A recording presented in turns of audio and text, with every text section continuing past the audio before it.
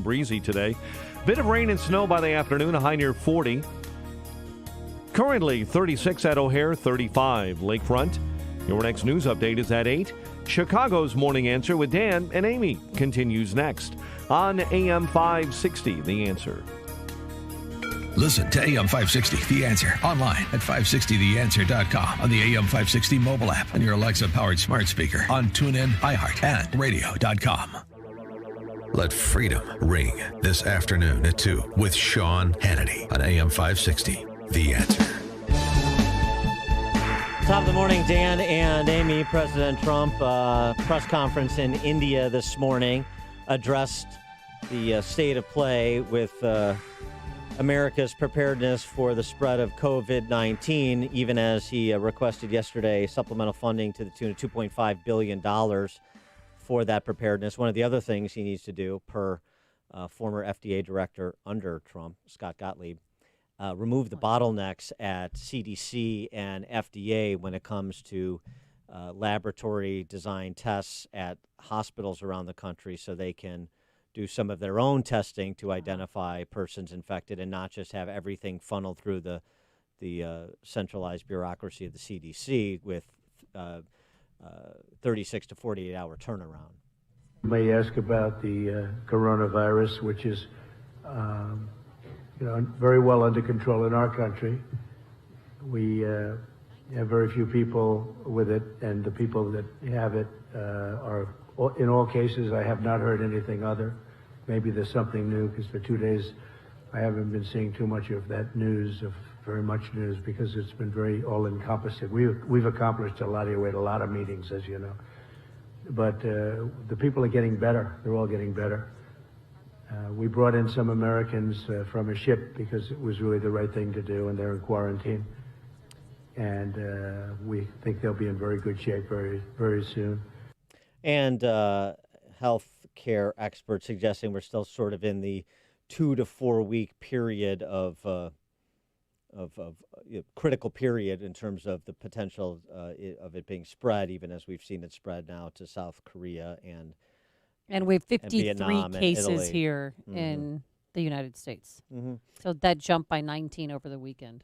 It was all but most of those to people that ship. were that cruise ship, Yeah. which they should have never quarantined them on there anyway. But. Dr. Peter Hotez, writing at Fox News, talks about other things that we can do, things that we can learn from the Chinese experience, like first and foremost, protect healthcare workers when it comes to the treatment of those who may be infected or who turn out to be infected. Also, of course, vulnerable people, more susceptible to serious consequences from a flu-like virus than younger, healthier people.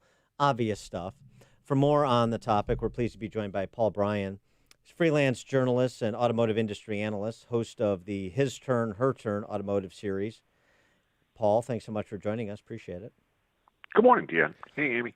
Hello. So Wall Street Journal was reporting that UAW, United Auto Workers, say a shortage of Chinese auto parts could reduce the output at GM factories in the United States. So part of this is looking at the economic impact after the hemorrhaging in the markets yesterday, and give us your sense from your understanding of that industry of how impactful COVID-19 may be if it persists. Well, it's affecting everybody right now. I think that people need to have a better feel for how the auto industry puts cars together these days. Ford Motor Company, for instance, or GM or whoever it might be, they don't stockpile all of their parts in a big warehouse outside the plant, and as they need them, they draw them out of that warehouse. Everybody uses what's called just-in-time delivery. So they're counting on supply chains to come in from their suppliers. Many of them are Chinese at this point for, just about everything that goes into a car. So much of it comes from China that the ability, you can't build 99% of a car. You have to have all of it there, and it has to come in on normal schedules. And so everybody's production schedules are getting disrupted, and it's being seen as being disrupted rather even more. I understand also that I'm not the alarmist that some Yes, for you can instance, say one me. of the- Yes. Yes. We know what an alarmist sounds like. Yes. Yeah. Yeah, but so what? I but mean, you've got GM. They have a factory in Wuhan, China. And that doesn't seem to be right. opening anytime soon. So what do you do? No, they don't, and it's not just in China either. Many of you know that I spent time 3 years in Italy working for Alfa Romeo, and when I talk to my friends over in Milan and in Torino, where Fiat is based, everybody's really nervous over there. They have restricted travel in many of the parts. I saw some video of Milan last night, and down on the Piazza La Scala and in the main downtown in the Piazza del Duomo, where it would normally be teeming with people, it was a total ghost town. And so people are being advised not to go to work. Some are just nervous about going to work. The Fiat plants are talking about coming back online next week, but we'll see. Now, Wait a second. Wait. I got to ask you a Fiat question here. So we're talking car. Sure. Did you get to meet Gianni Agnelli? Yeah. Oh, really? Many times. Really? Yeah. So so I just watched recently a documentary. I never wore my watch. I never wore my watch on the outside of my couch, but yeah, many times. Well, he's sure he set the style. So I just watched a documentary about him. I think it was on HBO, but anyway. So his presence. I mean, sorry to go off on this tangent, but this is cool. And Fiat and Agnelli was a monster in the automotive industry. He was huge force. Tell us about that. Tell us about working for Alfa Romeo, working for Agnelli, and meeting him, and what that time was like in the auto industry. The first time I met him was in 1989 at the Geneva Motor Show, and he had people around him, but this was a new program for Alfa Romeo coming into IndyCar racing. And so, he wanted to meet people who were involved in that. So I was introduced to him, and then we wound up having dinner on the Fiat, what was called the Fiat Party Boat at that point at the Geneva Motor Show. Oh, yeah.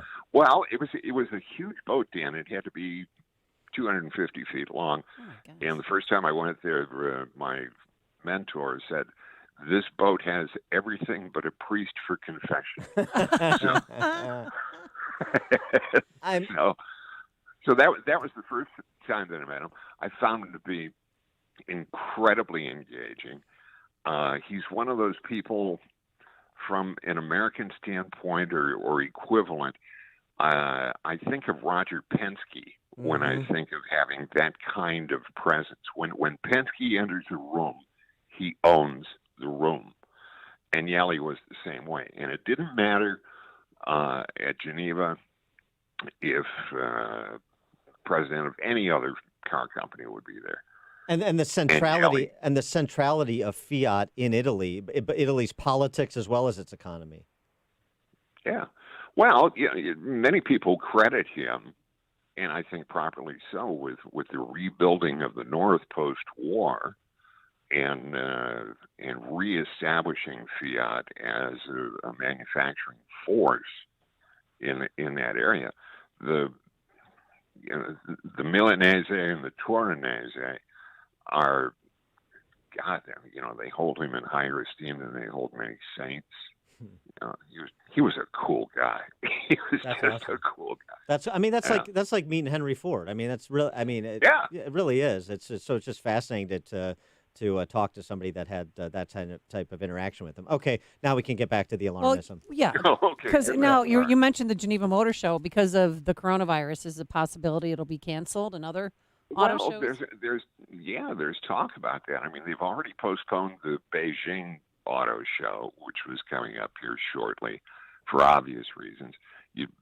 For as many people as they would be pumping through that thing, and for as many people as they don't want touching other people or putting themselves in the position of getting infected.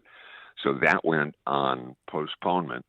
They've also postponed the Chinese Grand Prix in Formula One for the same reason. Now we're looking to Geneva because, Geneva's just a couple-hour drive from Milan. So There is rumbling talking about that. I know that there are companies that have canceled media trips and media reveals that were going to be done at Geneva that are not going to be done now. And everybody has to err on the side of caution on this thing, and I think that's what's really feeding the frenzy that's going on right now. What about what if any evasive action are the big American auto companies taking, in addition to canceling trips and the err on the side of caution, as you're saying? But in terms of the evasive action they're taking here to keep production going, to keep things moving, I mean, that you can't let this stop the wheels from turning. Some of them are chartering airplanes to get stuff out, and I don't know how long that's going to last, that the American government is going to say, well, look, if you're hauling this stuff in from a place that we don't want it coming in from, how that's going to go. Let me see. It's Jaguar Land Rover is now owned in India, but Volvo, for instance, is owned by Chinese at this point. They've got a big plant over there. There's a fair number of plants. Hyundai, last night I got a note from a friend who said that Hyundai was planning a global reveal in a couple of weeks in South Korea, and that's been put on indefinite hold as well. And I think that's a car that we're going to be in someplace, Banga, someplace where they were going to show us that car in a couple of weeks. So we may get the global reveal on that rather than being done in South Korea. But they've got a lot of travel restrictions within the Korean car companies, within Hyundai and Kia in particular, where they've said, no, sit down. We're not flying people in. We're not flying people out. We're just holding fast for right now, and let's see what plays out. You think this is this has all been engineered by Elon Musk to make everybody buy Teslas? He's got a coronavirus, Dan. Yeah. He'd be an interesting thing if the cars weren't such dreck.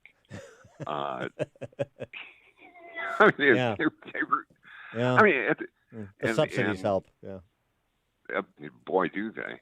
And that's the thing that has to happen with that brand and with all electric vehicles right now. We see so much action around electric vehicles right now. And you say to yourself, why? You've got less than 2% of the market that's asking for them. So it seems like it's far more agenda-driven than it's demand-driven. And as long as we're in a demand, the other thing to remember, too, in this whole slowdown that we're seeing in the automotive sector, and yesterday, I think almost across the board, it was like about a 5.5%, 6% drop as a sector with this big sell-off that we saw in the Dow yesterday. But automotive demand is a little bit different. Demand is not destroyed. It's just delayed. Mm-hmm. And there are ways to do end around moves on that as well. In China, China is down 90% on their car deliveries for the month of February so far. And 50% for the past 3 months, I guess. They're in a pretty challenging market right now overall, even before this happened. Well, that's why there some projections are they're going to see a 10% GDP drop in Q1. It's the second largest economy in the world. He is Paul Bryan. He is a Gianni Agnelli protege, freelance journalist, industry analyst of the automotive industry, host of His Turn, Her Turn automotive series. Paul, thanks so much for joining us. Appreciate it.